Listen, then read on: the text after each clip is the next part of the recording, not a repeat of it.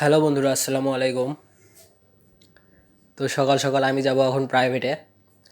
বাড়িতে খাওয়ার মতো তেমন কিছু নেই, তাই একটু টাকা নিয়ে বেরিয়ে পড়লাম।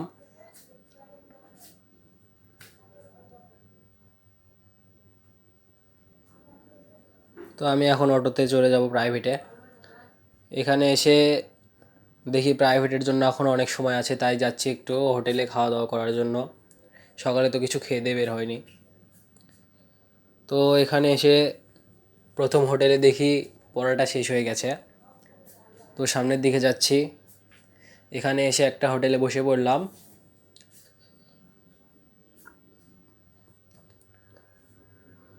তো দুইটা পরোটা দিলেন। পরোটাগুলো অনেক মজার ছিল। যাই হোক, পরোটা খেয়ে এখন আমি প্রাইভেটে যাব।